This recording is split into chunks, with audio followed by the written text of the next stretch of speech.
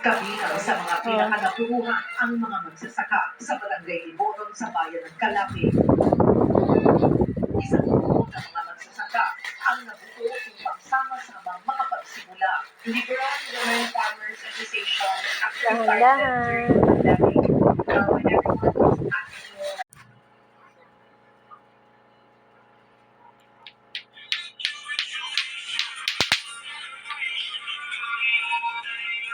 Congratulations. Ano?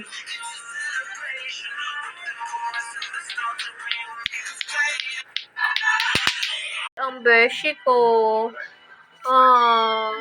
Bakit sad ang beshi ko? Kasi gutom ang beshi ko. Ang cute-cute ng beshi ka. Ang cute naman ng beshi ka.